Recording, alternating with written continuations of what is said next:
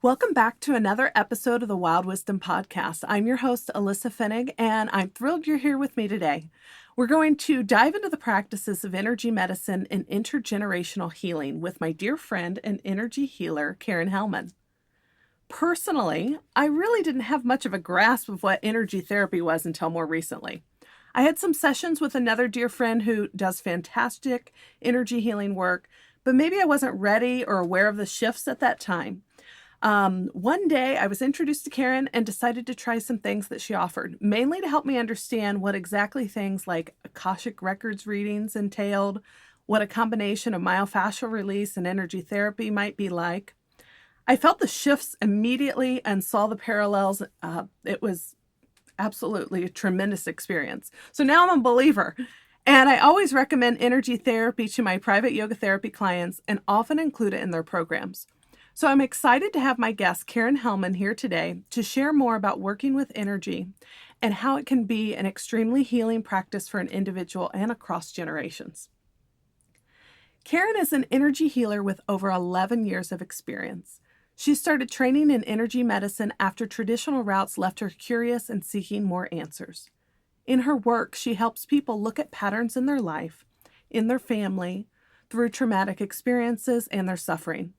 She helps individuals connect the dots, which leads to greater understanding, compassion, and forgiveness for themselves and their loved ones. Energy healing techniques help you discover what you may be holding onto in your body mentally, emotionally, or spiritually.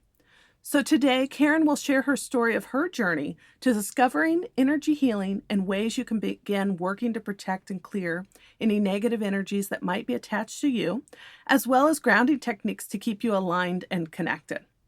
And for all of you who are commuting right now or taking me along on your walk or cooking dinner, don't worry because I always include links to anything I mention at www.alyssafinnig.com/podcast and on the actual episode page. But before we dive in, this episode is sponsored by my upcoming Wild Wisdom Retreat in Mexico this November. If you're ready to connect with the wisdom of your heart and the natural rhythms of nature, especially the ocean and the horses, join me November 7th to 12th for a yoga and meditation retreat exclusively for women on the Baja Peninsula in Mexico. Go to alyssafinnig.com/Mexico to learn more and sign up. I won't make you wait any longer. Let's go ahead and get started. Karen, thank you so much for being here. I really appreciate it. I'm excited to have you here. And so I always like to start off is if you'll share with our audience about how your personal experiences, you don't have to go super deep, but just in general, led you to discover holistic practices, including energy healing, and just lead you where you are today. We want to hear your story. Okay, well, thank you so much for having me. I'm delighted to be here. So my work began after 9/11. I'm a survivor of 9/11, and I'm from New York. I worked at the World Trade Center and was witness to a lot of horrific things. Immediately following, I needed to be medicated so that I could function and survive, although it was difficult even with the medication. So I was on antidepressants, anti-anxiety pills, and sleeping pills. And that was my remedy that kept me sane and somewhat balanced for the next couple of years. So during that time, it was very challenging to function, even with the assistance of all that medication. However, at about 3 years in, I decided that I needed to start feeling again, because what was obvious to me was that I was numb and I couldn't feel anything. The medications shut off the emotions so that I was able to function and get through my daily life. So I decided it was time to start feeling, and I gradually weaned myself off of the medication. So it was a couple of months after that that I realized that I started having a lot of physical problems with my body. I wasn't able to sleep. I was functioning on about 2 to 3 hours of sleep. My cortisol levels were wacky. My adrenals were out of sorts. I was having a lot of digestive issues, put on a lot of weight, lost my sex drive. There were so many things that were going on, and I had eliminated most foods out of my diet at that point. I had stomach bloating, extremely painful stomach bloating. So I was living on a diet of fish, a couple of vegetables, and water because I couldn't figure out what was going on. But then it occurred to me that my mind and body finally connected after having been suppressed on the medication. And so then it was trying to figure out what to do next. So I sought the help of a couple of different holistic doctors. And then I stuck with one of the doctors, and I was with him for a good period of time. But then it got to the point where there was no resolution. It was costing me a tremendous amount of money. I was frustrated, hadn't seen results. And so I went into his office one day and I just decided I'd had enough. If he couldn't tell me what was wrong with me that day, then I was finished. And so it was a frightening step to take, not knowing what my next steps would be. However, I had had enough. And so I said to him, if you can't tell me what's wrong with me today, then I'm done. And that was it. I was in New York City. I walked outside his office, and there was fear because I didn't know what I was going to do next. But I knew that he couldn't help me anymore. Sure. And so I felt like that was the day I was taking my health into my own hands. Great. And I'm sure a lot of our listeners can relate to your story in this way. Maybe not the exact traumatic experience that you went through, but just the feeling of I'm going from doctor to doctor, or I'm going from holistic practitioner to holistic practitioner and not getting results, and having to decide what you, like you just did, of taking your health in their own hands. It was a scary moment in my life because in a way he seemed like a life preserver. He was the expert, he was the doctor, he was the one I was seeking help with. But eventually, years later, through my own inner work, I realized that the answers lie within. There are other people, other practitioners, there may be other modalities, even holistic doctors who can assist and help, but ultimately it comes from within.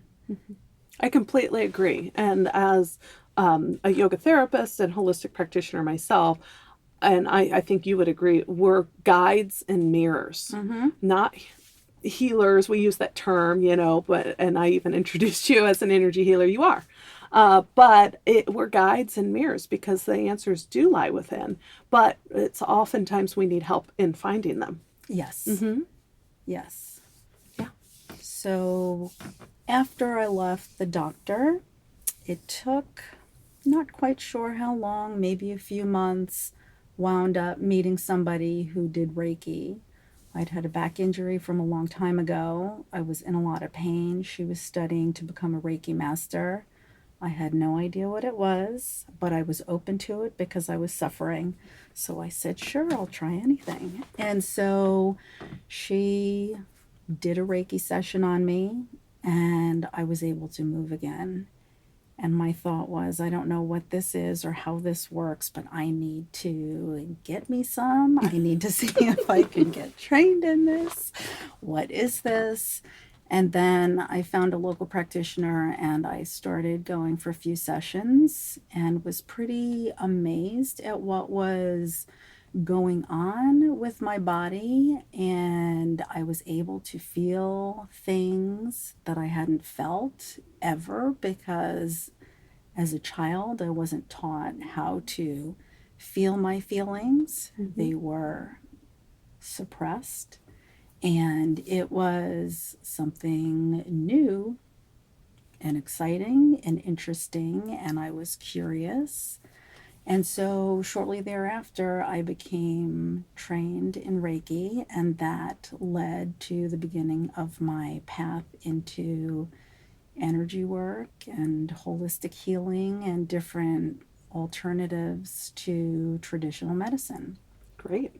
Great. I love always hearing the journey and the story, because it's you typically in our trying to heal ourselves that we wind up into this as a profession. Mm-hmm. And I'd love, I have actually went to Karen and experienced a lot of the things that she does, and she's really taught me a lot, and opened my eyes to a lot of things, and it's really helped shift some things for me where a lot of other things have, and it led me to being open to energy therapy, because I probably wouldn't have been open to it if had I not had other types of modalities and my own personal practice, especially yoga and meditation and things like that. I want you to, if you share, because you're trained in several different things, and I know you combine some things, but specifically, and feel free to talk about whatever, but kind of share uh, the whole concept of energy therapy and related to intergenerational healing. And I've done Akashic Records and Family Constellation with you. You always describe it way better than I can. So if you can kind of share these concepts with the audience. Sure. So, the interesting thing about energy medicine or energy therapy is that it encompasses a large large body of work, and it depends what there are certain times where certain modalities or certain works could be much more beneficial. So when there are issues in family, issues with health, relationships, there are different ways that you could go about healing it or looking at it from a different perspective. So one of the works that you mentioned is Family Constellation and intergenerational healing. So that's a way of looking at the patterns and experiences of family members who may have experienced traumas.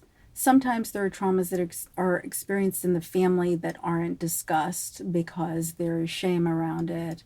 That might be where somebody harmed another person, somebody had an abortion or a miscarriage, somebody cheated on another person, and those are things that shouldn't be seen as shame, but it is one of those emotions that tends to be attached to those experiences. And so sometimes families, especially people that are older generations, I'm in my 40s, my parents' generation, not a generation that is used to talking about their feelings and emotions. It's usually swept under the rug. Let's not talk about it. It doesn't matter. It happened so long ago. Why do you want to know this?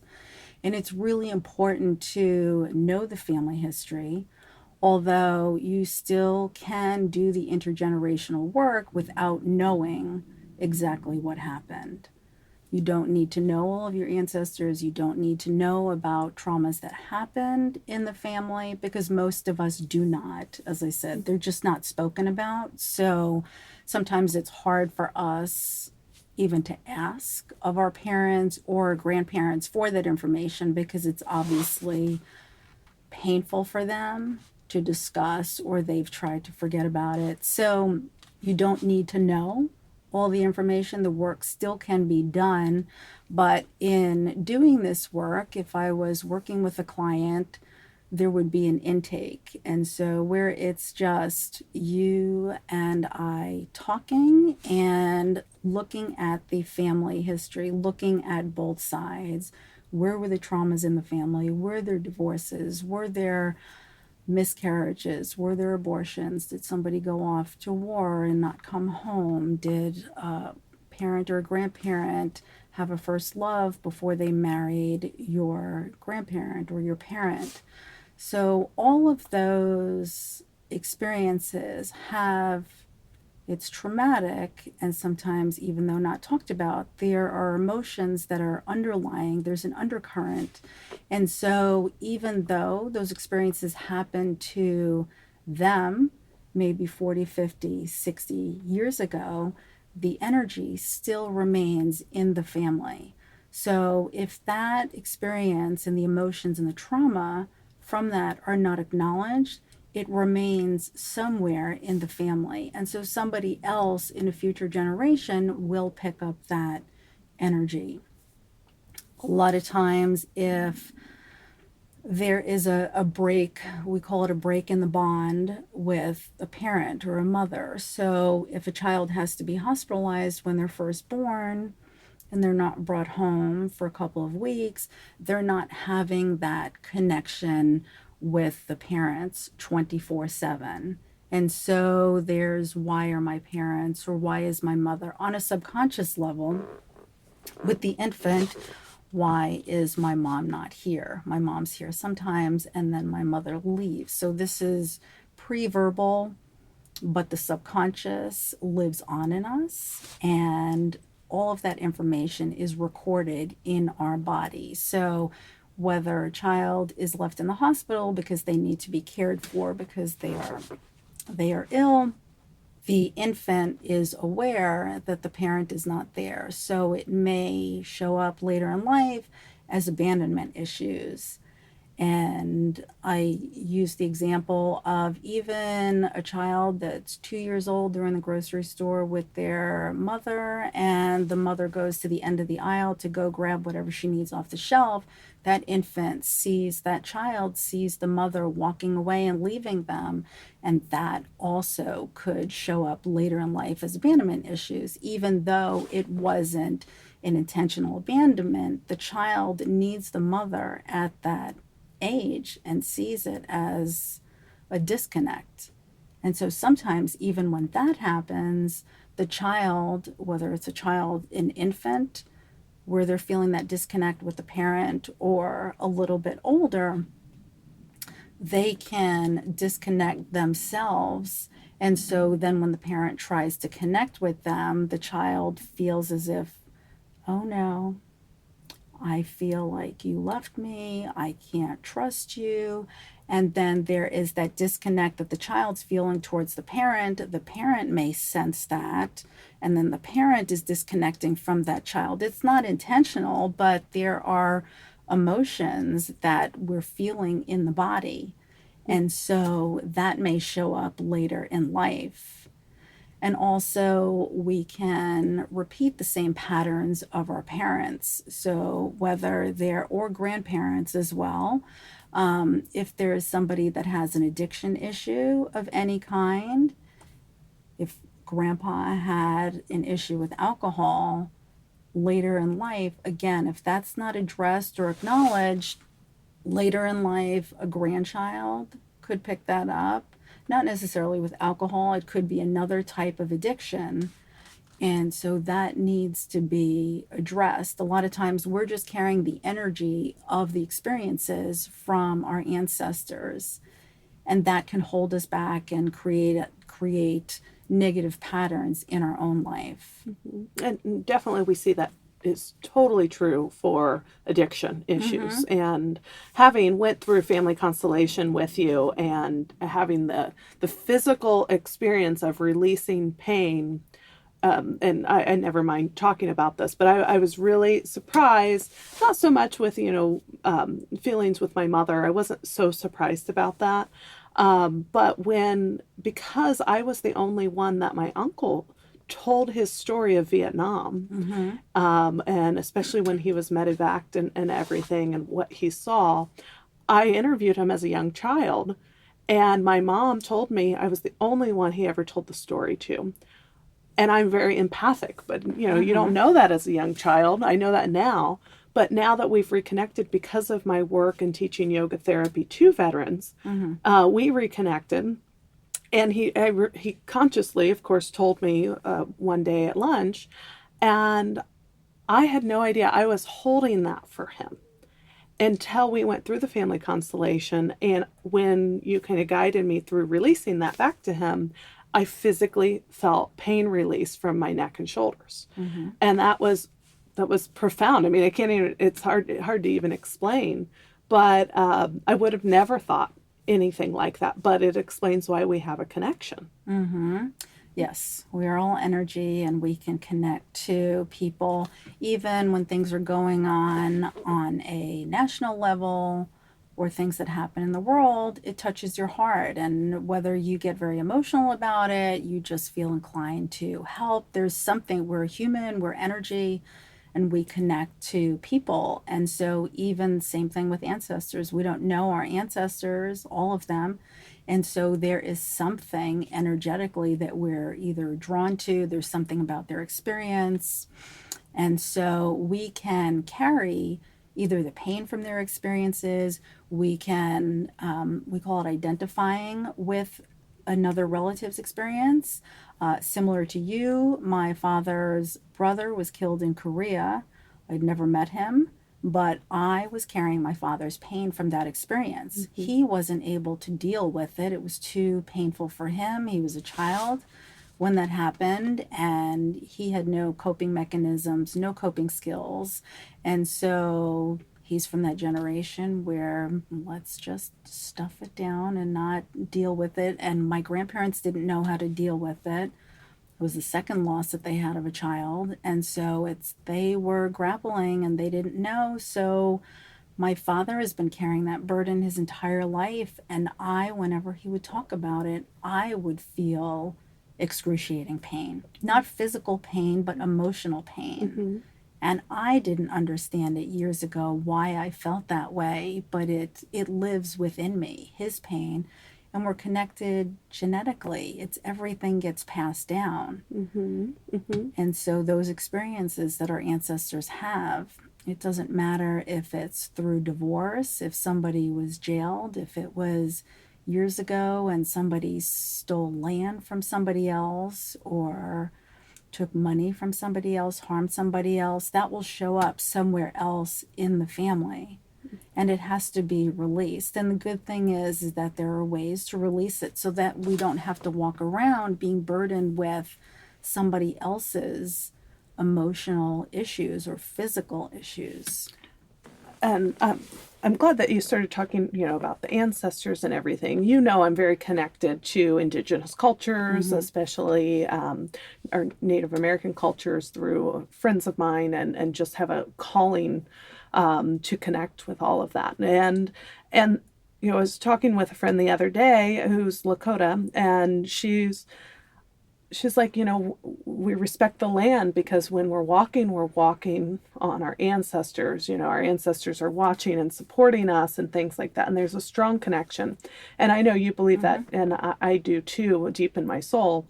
And one of the other things that you work with, which I didn't know about, but when I met you, I was like, well, I've heard about this 3 times. I think I need to try it. And that's Akashic Records. Mm-hmm. And so that's different than Family Constellation. Can you share a little bit about that and working with spirit guides and ancestors? Things like that? Sure.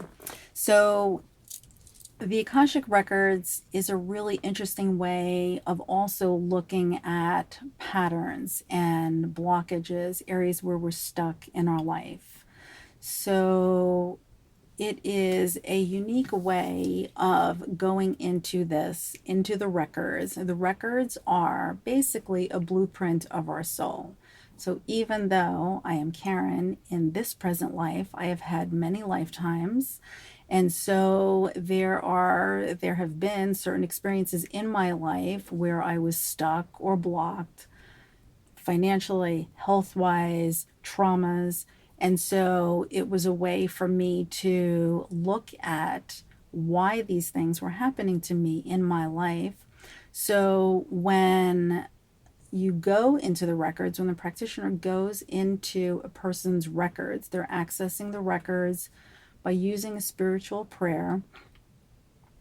And it allows me to open up the records and gather information when I'm gathering the information, I am working with the client's guides. And so this is not my intuition. I'm not working with my guides. The reason for invoking the spiritual prayer is to connect with the masters, teachers, loved ones, ancestors of the client so that I can work with them and what is for their highest good, because their guides are the ones that know what is needed at that time.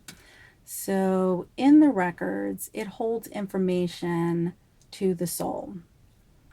So as me, Karen, in this life, I'm having my experiences in this life, but there have been experiences that I've had in other lifetimes that are repeating in this life that I need to learn from, and that's where the blocks are. And so, using the records, I can look at those patterns. Now, when you come in for a session, you come in with a particular question, issue, someplace where it's either causing you stress, you're finding you're in the same cyclical pattern. And so, with that question, your guides are providing information about the emotions that are connected to that specific blockage or pattern. So, the way that I receive information is your guides would be speaking to me, and then we would be communicating and having a dialogue, conversation, and I would relay the information that the guides are telling me. It might be about a particular experience in your lifetime. They may give me a particular age, and then we just discuss the conversation. So I'm listening intuitively for messages from your guides about where we need to go with this conversation. They might say, okay, well, let's talk about when you were 6 years old, what was your relationship like with your father? Or they're telling me when you were 12 years old and you were in school, they want you to talk about a friendship that you had. And so that's how I receive information, and we continue to have this dialogue until they no longer are giving me information. And it is all these experiences that they're having us discuss. There is some underlying connection, there's an emotion that is connected to those experiences that are connected to your initial question. So it may seem a little strange when you're talking about why am I stuck in the same patterns or dating the same man or involved with the same people. And now you're asking me about when I was 6 years old and when I'm 14 years old, and you want to talk about my experience at school and my relationship with my mother. There are experiences and emotions that are connected to those experiences that are tied to your initial questions. So there's stuff that needs to be healed around those issues. And sometimes your guides may have little homework assignments for you to do Or a either. lot in my case. It happens. But they're very healing and soothing, and sometimes you may be aware, they may say, oh, you might need to get out and do more gardening, or you need to be in nature or take a trip and be by the ocean. You may need to do more journaling. So they're all cathartic and therapeutic on some level, and there will be healing that takes place when you're doing these little assignments that they give. It's nothing difficult, but it is there is stuff that needs to be healed around those particular issues, and that's why your guides are assigning that type of work. It doesn't seem like homework, but they're just soothing type of either exercises. Sometimes they'll suggest journaling. It depends on the situation, it depends on the person and the experience and what needs to be healed around that. And the other thing is that how the healing takes place in the Akashic Records is it takes place on the spoken word. So there's nothing left for you to do after there's been a session. So it's very organic, it's a gentle, lovely process, and you may have dreams or revelations after the session, but there's nothing that needs to be done as far as journaling or analyzing the situation. It takes place as we're having this dialogue. And so, what you may notice is there may be a shift in relationships with people, depending what you're working on. Mm-hmm. There may be a shift in patterns that had been a normal occurrence in your life that aren't happening anymore. You feel a more gentle, loving type of feeling towards a certain person. So the shifts are real subtle, but they're profound.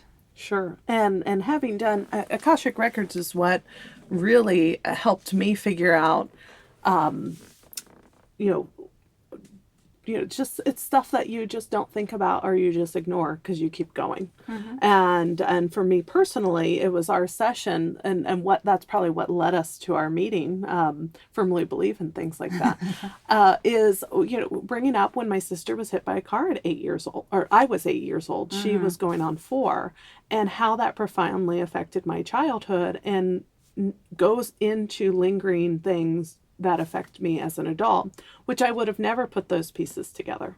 That happened 30 years ago, and I'm moving on. I'm successful. Mm-hmm. I'm doing this. I'm doing that, and I'm the type of person, of course, who just moves on and doesn't work through that. So having that come to light and realizing that there may be blocks related to that and emotions that haven't been processed and stuff is truly very insightful, very insightful. And, I think personally, I think it's so important for women to learn to listen to their bodies. And we press so much, some stuff we don't access, and we need the assistance of someone like you or other practitioners to help us access those emotions. Because even if we are brought to light that maybe we went through something, we can't feel it for some reason, or we don't realize a certain pain may represent fear and is trying to tell us that. So, why do you think it's so important for women and men too to really listen to their body's wisdom and get to know what the language that it's speaking? Because the body holds a tremendous amount of information. So even when you're an infant, even when you're in utero, you can still connect to energy, and your body knows, your body feels this. It can have experiences before you are verbal, and that information is held in the body. And so that was a concept that was entirely new to me until I had gotten into this work and gotten deep into this work. I didn't understand how powerful the body was, how it had this incredible ability to heal, but it also held so much information, mm-hmm. not only from this lifetime, from other lifetimes, and the memories and the experiences live on in our body and in our soul. So what I encourage people to do is, if you're able to do some breath work and really tune into, if you have shoulder pain or knee pain, what is the body trying to tell me? So being able to be mindful of your breath, whether you're doing this in yoga or meditation or you're sitting in silence, is really be able to connect to that part of your body. And when you first begin this work, I'll tell you, it was not easy for me. I didn't know how to meditate. I couldn't turn off the chatter in my head. There was way too much noise. And then it took a while to learn how to do breathing. And so it takes practice. So don't become discouraged. Practice a little bit at a time. And once you do, the practicing with the breathing and meditation and talking to your body and listening for information also takes practice, because it can get a little frustrating. Well, I don't know what my body's trying to tell me. How do I know what it's saying? It can be a little overwhelming when, if you've had issues or you've been struggling with something and you want answers now. And that's how I was initially with frustration with the doctor that I'd had, and then trying to figure out where I was going. I'm thinking, how does my body answer me? How am I going to know? And so, with practice and with determination, I was listening, and it spoke to me. And so, it doesn't have to be this big, profound message. It could be, okay, this pain I'm feeling in my shoulder, I don't know why I'm feeling this, but it's connected to my mother, or it's connected to the job that I lost, and I'm feeling the grief of losing my job. And so it may just be a simple message like that. And so once you start receiving little bits of information, it can feel more encouraging, and, oh, okay, I can do this. And so I'm going to try talking to it a little bit more. And so maybe what your shoulder needs is just for you to put your hand there and just hold it for a minute and just see how that feels. And continue doing work, little bits of work like that can get you more connected with your body. Mm-hmm. And that's why I love yoga and meditation practices, because of course they help you build that connection to your body. Mm-hmm. One thing I love, and I'll have her on a future podcast or have someone speak about it, is I Rest Yoga Nidra. And I'll make sure there's a link in the show notes. It actually guides you through how to feel emotions and thoughts and beliefs in the body, Mm-hmm. and the opposite. So, if you're feeling sad, how do you feel joy? Or maybe you can't access that. Maybe it's just feeling okay.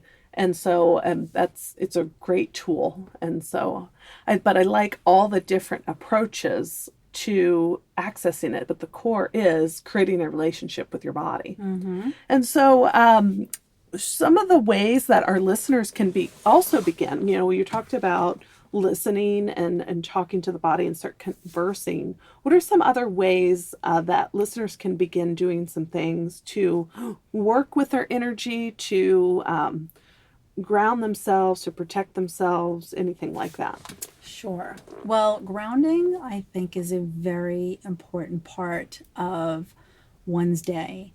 So, grounding is a way to just help you feel more centered in your body.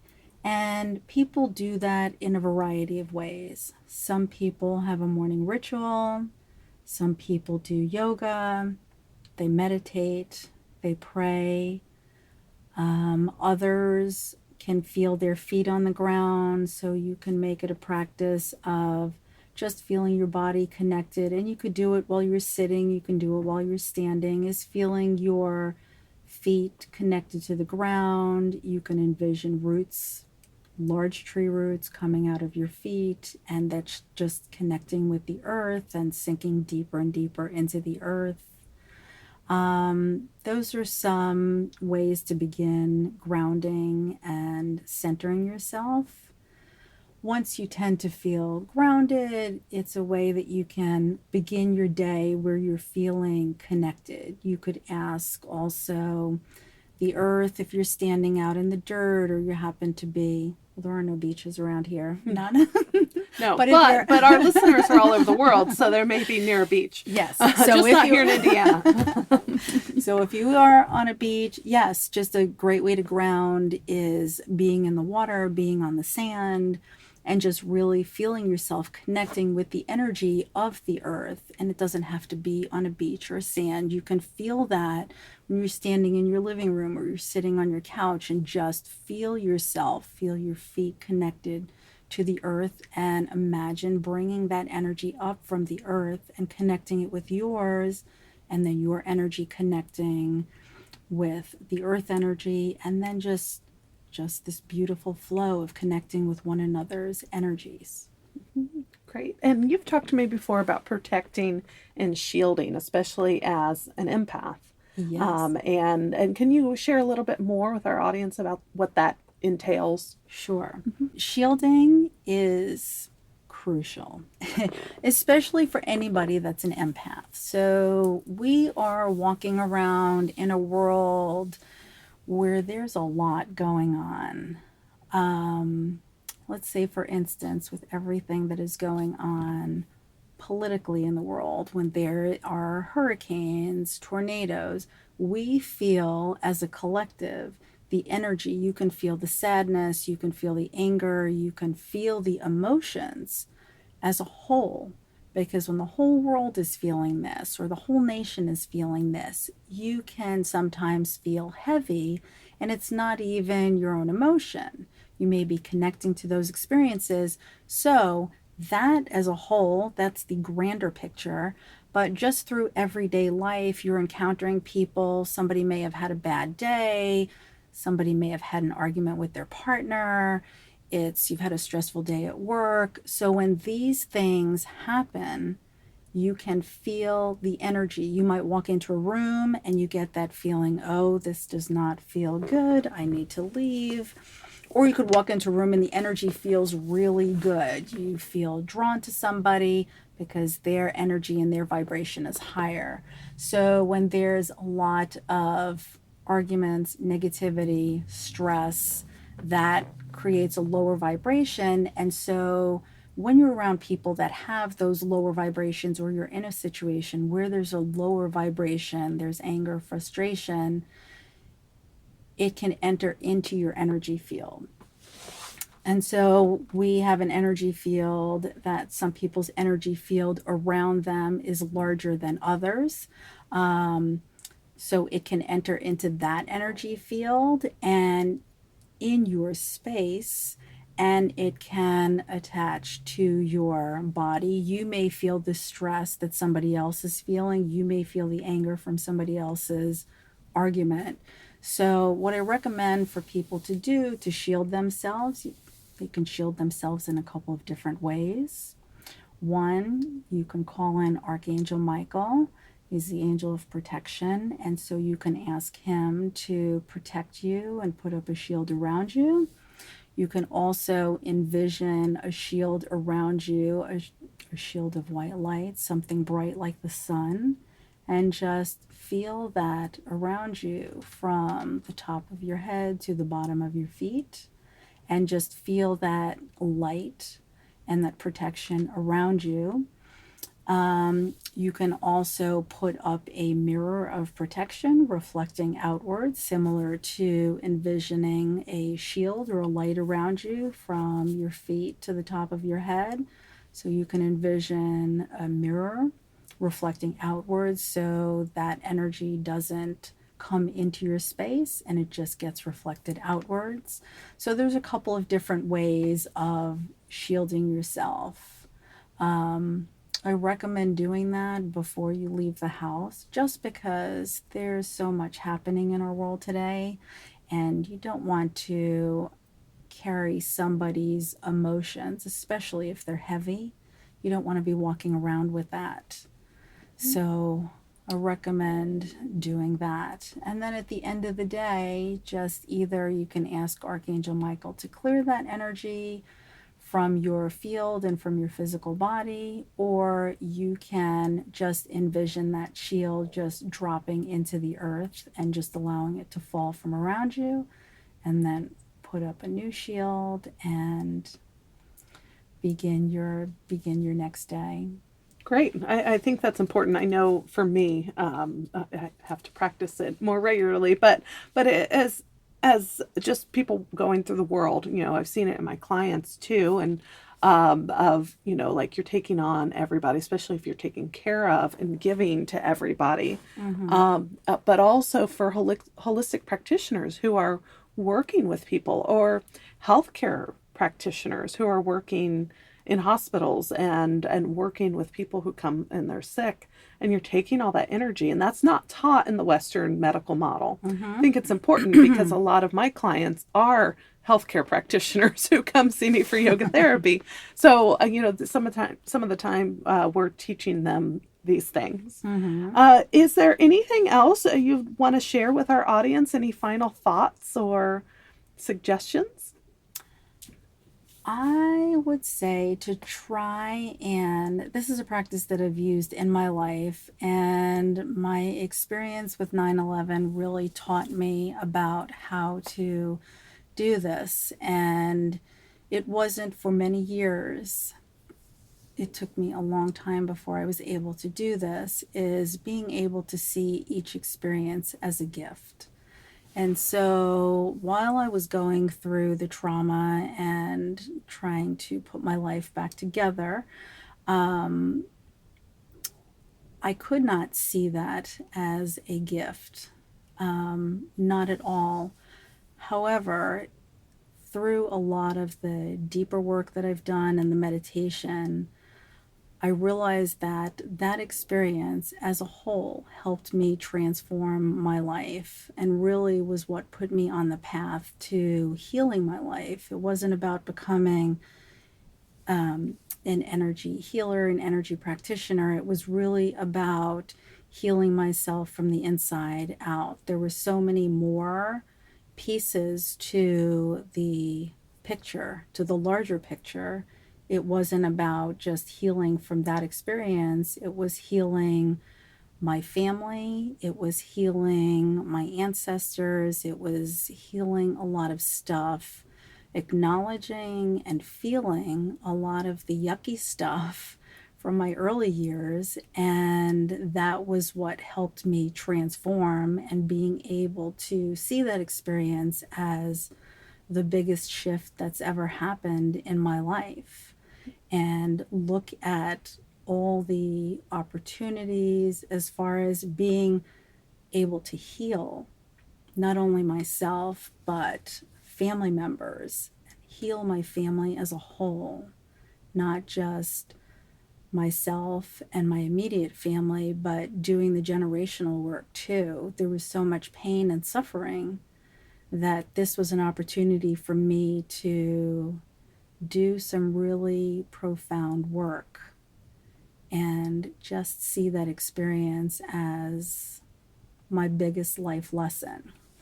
And being able to, no matter what the experience is, I just think it's really important to be able to find forgiveness, not for a perpetrator or somebody else that's harmed. That may come eventually, and it may take many years to get to that place if you're able to, but be able to find forgiveness for yourself in this whole experience, and just allow yourself to be able to piece yourself back together and view yourself as being whole and a gift in this universe.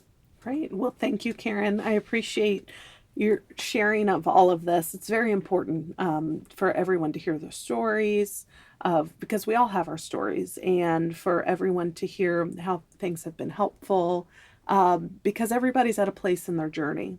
And I've always found that if we don't work with the emotional work, or some, if we don't work with the actual experiences that happened, or whether they're traumatic or just little things in our life that led us there, we're not going to actually fully heal and release those things. So we can take all, if we have digestive issues, if we have pain, they're just symptoms showing us a deeper underlying issue.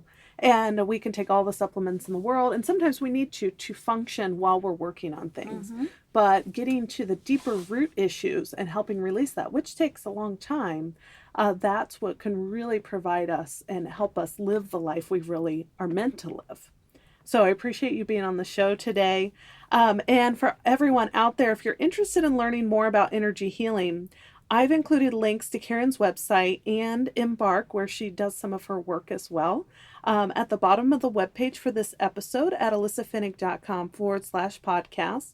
I also recently wrote a blog about my experience with Karen and some of her work, and I'll link to that too, so you can read my personal story on that. And just a reminder, this episode is sponsored by my upcoming Wild Wisdom Retreat in Mexico this November. If you're ready to connect with the wisdom of your heart and the natural rhythms of nature, especially the ocean and horses, join me November 7th to 12th for a yoga and meditation retreat exclusively for women on the Baja Peninsula in Mexico. Go to alyssafinnig.com/Mexico to learn more and sign up.